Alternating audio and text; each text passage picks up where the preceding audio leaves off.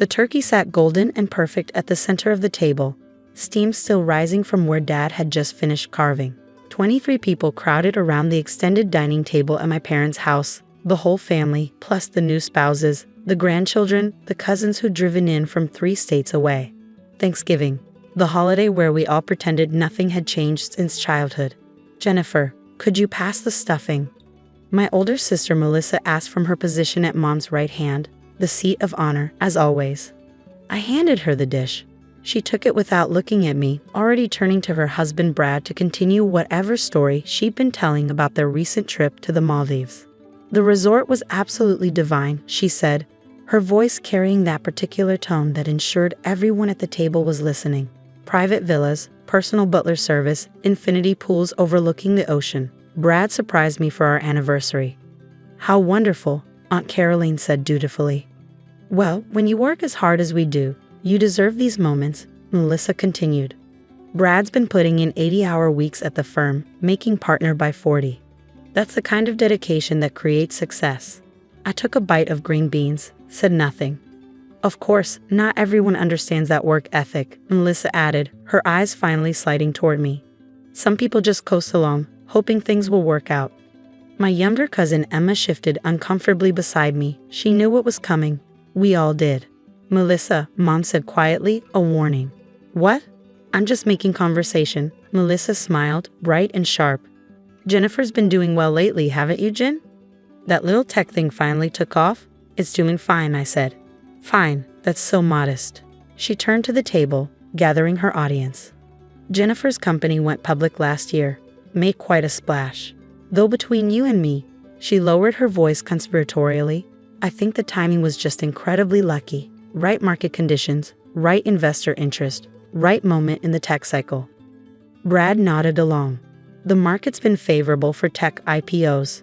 A rising tide lifts all boats." "Exactly," Melissa said.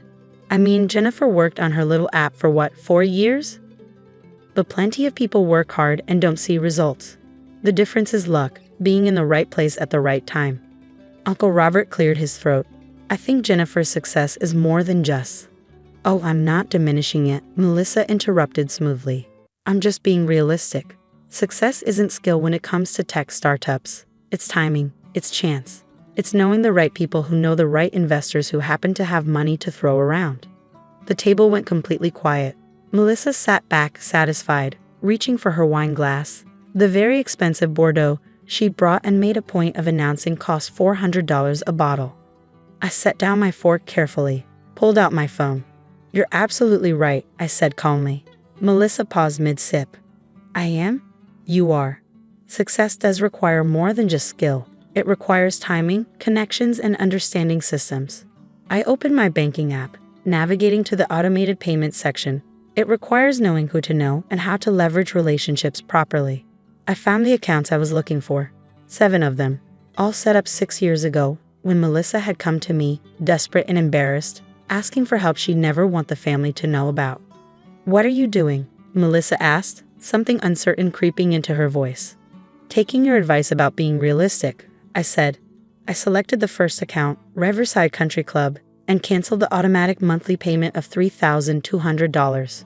My phone buzzed immediately. An alert from the club's billing system confirmed the payment method had been removed and the account would need alternative payment by the 30th. I moved to the second account. Oakmont Tennis Association, $1,800 monthly, canceled. "Jennifer," Melissa said, her voice sharp now. "What are you doing?" "Being realistic about timing and connections," I replied, canceling the third payment. Equestrian Center membership, $2,400 monthly. Melissa's phone chimed, then chimed again. She grabbed it from beside her plate and stared at the screen. I continued methodically. Symphony Orchestra premium box seats, $1,500 monthly. Canceled. Private Yacht Club membership, $2,900 monthly. Canceled. Exclusive Spa and Wellness Center, $1,100 monthly. Canceled. "Stop," Melissa whispered. "Stop it right now." The last one was the big one, the Pinnacle Club, the most exclusive networking organization in the city, the one with the year-long waiting list and annual dues that exceeded most people's salaries. $106,000 per year, charged monthly at $8,833. I canceled it. Melissa's phone rang. She stared at it like it might bite her. That's probably the pinnacle, I said conversationally. Their system automatically flags any payment disruption for premium members. They'll want to verify your new payment method before they revoke your access. You can't do this, Melissa said, her face pale. Actually, I can. Those memberships aren't in your name, Melissa. They're in mine. You're listed as an authorized user on my accounts because 6 years ago, you came to me privately and explained that Brad's student loans and your lifestyle expenses meant you couldn't afford the memberships your social circle expected you to have. The table had gone absolutely silent. Even the kids at the children's table had stopped talking. You asked me not to tell anyone, I continued. You said it would be humiliating if the family knew. So I set up automatic payments through shell accounts that made it look like the charges were coming from your own credit cards. I've been paying $106,700 annually for your memberships for 6 years. That's $640,200 total. Mom's hand had gone to her mouth. Plus the emergency loans, I added, pulling up another app. The $35,000 when Brad's car lease company threatened repossession. The $18,000 when your credit cards maxed out before the charity gala season. The $12,000 for Emma's private school tuition that you told everyone you were paying. Dad stood up slowly. Is this true? Melissa's phone rang again. She let it go to voicemail. The Maldives trip she just described? I said. I paid for that too. The resort charged $28,000 for the week. Melissa asked me to cover it as an anniversary gift that she could present to Brad without him knowing it came from me. Jennifer, please, Melissa said. And for the first time in years, I heard actual fear in her voice. You're embarrassing me. I'm being realistic, I countered. You said success isn't skill, it's timing and connections. You should know. You've been using your connection to me to fund a lifestyle you can't afford while telling everyone your success is earned. Brad had gone very quiet, very still. Melissa, what is she talking about? The memberships, the trips, the designer clothes you post on social media. All of it runs through accounts I established and fund, I said. I've been your younger sister's silent investor in the project of making herself look successful. Melissa's phone rang a third time, a different ringtone. She glanced at it, and her face went even paler. That's Riverside. They're calling about the November payment. Which is now your responsibility, I said. Along with all the others. I've sent you an email with a complete accounting of every payment I've made on your behalf for the last 6 years. You'll need to establish your own payment methods by the end of the month, or the memberships will be terminated. I can't afford, Melissa started, then stopped, realizing what she was admitting in front of everyone. Can't afford what? Dad asked quietly. Melissa, you and Brad both work. You told us you were making $180,000 a year at the marketing firm. She is, I said. And Brad makes $165,000 as a senior associate. That's $345,000 in household income. But they also have $340,000 in student loan debt, a $4,800 monthly mortgage on a house they bought to impress Brad's partners, 2 leased luxury cars at $2,200 monthly combined, and a spending pattern that consistently exceeds their income by $5,000 to $7,000 per month. I'd done the analysis 2 years ago, when Melissa's requests for loans had started coming every 6 to 8 weeks. I even hired a financial analyst to review everything and tell me exactly where the money was going. How do you know all this? Brad demanded. Because every time Melissa asked for money, I required documentation, bank statements, credit card bills, loan agreements. I wanted to understand the full picture before I kept enabling it. I looked at my sister. I've given you over $750,000 in the last 6 years, Melissa, and in exchange, you've told everyone I'm just lucky. Aunt Caroline broke the silence. $750,000? $743,200, I confirmed. I have spreadsheets. The memberships total $640,200. The emergency loans add another $103,000. None of it has been repaid because Melissa always promised she'd pay me back when things stabilized. But things never stabilized, because she kept spending money she didn't have. Melissa stood abruptly, her chair scraping against the hardwood. You're really going to do this? Here? At Thanksgiving? In front of everyone? You did it first? I said calmly. You sat here and told everyone my success was luck, that I didn't earn it, that I just happened to be in the right place at the right time. You did that while wearing a dress I paid for, drinking wine I paid for, planning to go home to a club membership I paid for. That's different. How? How is it different? I stood too, meeting her eyes across the table. You've been presenting a life funded by my luck while dismissing my actual work. My company didn't succeed because of timing. It succeeded because I spent 4 years coding 18-hour days, because I pitched to 73 investors before one said yes, because I hired the right team and built something that solved a real problem. My phone buzzed again, an email from Oakmont Tennis Association confirming my payment method had been removed and requesting that Ms. Melissa Grant provide her own billing information within 72 hours. Your phone's going to keep ringing, I told Melissa. All the clubs will reach out within the next hour. They'll all want payment verification. You'll need to give them actual credit cards that actually work and actually have enough credit available to cover the charges. I don't have that kind of credit available, Melissa said, the admission coming out as barely a whisper. Then you'll need to cancel the memberships, I said. Call them, explain you can no longer afford them, and terminate your access. It's what everyone else does when they can't pay for something. But I've built my entire network through those clubs, she said desperately. My clients, my connections, my reputation.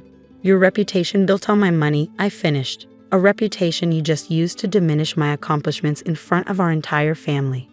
Dad had sat back down, looking suddenly older. Why didn't you tell us? Because Melissa asked me not to. Because she said it would humiliate her if the family knew she was struggling. Because I thought. I stopped, surprised by the emotion catching in my throat. I thought if I helped her quietly, she'd eventually see me as something other than the lucky little sister who didn't deserve her success. Mom was crying silently. But instead, I continued, she used the money I gave her to elevate herself while pushing me down. Every family gathering, every holiday, every celebration, there was always a comment about my luck, my timing, my fortunate circumstances. Never about my work. Never about my skill. Always just luck. Melissa's phone rang again, the Pinnacle Club this time, according to her screen. You should answer that, I said. They're very particular about payment disruptions. If you don't establish a new payment method within 24 hours, they'll terminate your membership and you'll go back on the waiting list. Current wait time is 18 months. She didn't answer, just stood there, phone ringing in her hand. Brad pushed back from the table. I need to speak with my wife. Privately. They disappeared into Dad's study. We could hear them arguing through the closed door, Brad's voice raised in disbelief, Melissa's defensive and tearful. Uncle Robert finally broke the silence at the table. Did your company really go public last year? Yes, I said, sitting back down. What was the valuation? $2.3 billion. He let out a low whistle, and Melissa called that luck. She did, just now, in front of everyone. I took a sip of water. For what it's worth, I didn't plan this. I've been paying those memberships for years without complaint. But there's something about being called lucky by the person whose lifestyle you've been funding that just clarifies things. Cousin Emma leaned toward me. So you're actually a billionaire? On paper. Most of it's tied up in company stock. I can't exactly spend it all. But you spent $750,000 on Melissa. I did, because she's my sister, and she asked for help, and I wanted to believe she'd appreciate it eventually. I looked toward Dad's study, where the argument was still ongoing. I was wrong. The study door opened. Melissa emerged first, eyes red, makeup smudged. Brad followed, his jaw tight. We're leaving, Melissa announced to no one in particular. Melissa, Mom started. No, I'm not staying here to be humiliated further. She grabbed her purse, that expensive designer bag I'd bought her for her birthday. Jennifer's made her point. She's powerful and successful, and I'm just a fraud who needed her help. Message received. That's not what I said, I replied. It's what you meant. She stopped at the doorway, turned back to me. You want to know why I called your success luck? Because it is luck, Jennifer. You got lucky with timing, lucky with investors, lucky with everything. And you get to be generous and magnanimous because things worked out for you. But the rest of us, we're just trying to survive in a world that expects us to look successful before we've actually made it. So you lied, I said simply, to everyone, including your husband. Brad's face confirmed he hadn't known the extent of it. I maintained appearances, Melissa corrected. That's what successful people do. They project confidence and success until it becomes real. You'd understand that if you'd ever had to actually struggle for anything. She left before I could respond. Brad lingered for a moment, looking like he wanted to say something, then followed her out. We heard their car start, heard the tires crunch on the gravel driveway. The table sat in uncomfortable silence. "Well," Aunt Caroline finally said, "this is certainly a Thanksgiving to remember." A few people laughed nervously. Mom excused herself to the kitchen. Dad just stared at his plate. My phone buzzed. A text from Melissa. "I hope you're happy. You've destroyed my life." Then another. "Everyone will know I'm a fraud now. My marriage is over. My career is over. All because you couldn't keep your mouth shut." I didn't respond. Instead, I pulled up the financial reports my CFO had sent that morning. The Q3 earnings had exceeded projections. We were on track for another strong year. The product roadmap looked solid. The team was happy. I'd built something real, something sustainable. Something that didn't require pretending or projecting or maintaining appearances. And I'd done it while writing checks to support my sister's illusion of success. Dad cleared his throat. "For what it's worth, Jennifer, I'm proud of what you've accomplished. Your mother and I both are. We didn't know how to talk about it. You were always so private about your work." I was private because every time I tried to share something, Melissa would dismiss it, I said. It was easier to just keep quiet. "That's on us," he said. "We should have seen what was happening, should have stopped it." My phone buzzed again, the Pinnacle Club's automated system, informing me that the authorized user Melissa Grant's access had been suspended pending payment verification. Then Riverside Country Club with a similar message. Then Oakmont Tennis. Within 20 minutes, all 7 memberships had been suspended. All 7 clubs had sent notifications. Melissa's carefully constructed social network was evaporating in real time. My phone rang. "Melissa." I let it go to voicemail. She called again, 5 times while we finished dinner in uncomfortable, sporadic conversation. Finally, I answered. "What?" I said. "Please," she said. "Please, Jennifer, I'm begging you. Turn the payments back on, just for 3 months. Give me time to figure something out." Figure what out? How to keep lying to everyone. How to transition. How to explain this to Brad without losing my marriage. How to step back from these commitments without destroying my professional reputation. I closed my eyes, feeling the exhaustion of 6 years of enabling, of covering, of pretending I didn't notice how Melissa treated me. "No," I said quietly. "Jennifer, you called my success luck, Melissa, at Thanksgiving, in front of our entire family. You did it knowing I've been paying for your lifestyle. You did it knowing I've given you $743,200 over 6 years. You did it anyway. I was wrong. You weren't wrong. You were calculated. You've been diminishing me for years because it made you feel better about needing my help. Well, you don't need my help anymore. You're free. Free to lose everything. Free to build something real," I corrected. "Free to stop pretending. Free to live within your actual means and be honest about your actual life." Silence on the line. "I can't do this alone," she finally whispered. "Yes, you can. You're smart and capable and actually good at your job. You just got caught up in performing success instead of building it." I paused. "Call the clubs. Cancel the memberships. Tell Brad the truth. Figure out a budget you can actually afford. Live your real life, Melissa. It's better than the fake one." I hung up before she could argue. The rest of Thanksgiving passed quietly. People left early. Mom hugged me extra long at the door, whispering that she was sorry she hadn't seen what was happening. I drove home to my actual apartment, not the penthouse Melissa had told people I lived in, just a nice 2-bedroom in a good neighborhood, and poured a glass of wine. My phone buzzed all evening. Messages from family members. Questions, support, criticism from a few who thought I'd been too harsh. Nothing else from Melissa. Monday morning, my assistant told me someone named Brad Grant had called requesting a meeting. "Melissa's husband?" I asked. "That's what he said. Wants to discuss a private financial matter." I almost said no, then reconsidered. "Set it for Wednesday, 30 minutes. When Brad arrived, he looked tired, older than he had at Thanksgiving. "I didn't know," he said, sitting across from me in my office, "about any of it. The memberships, the loans, the money. She told me we were handling everything ourselves." "I know. We've been fighting for 4 days straight." She admitted everything, every club, Every purchase, every lie. He rubbed his face. I don't even know who I married. You married someone who was scared, I said. Scared of not measuring up. Scared of being seen as less than. Scared of admitting she needed help. She took $750,000 from you. I gave it to her. There's a difference. He looked up at me. Why? Because she's my sister. Because she asked. Because I thought if I helped her enough, she'd eventually stop needing to tear me down to build herself up. I shrugged. I was wrong. What happens now? Now she learns to live within her means. So do you. You figure out which relationships were real and which were based on club memberships. You build something honest. And the money? Do you want it back? I considered. No, it's gone.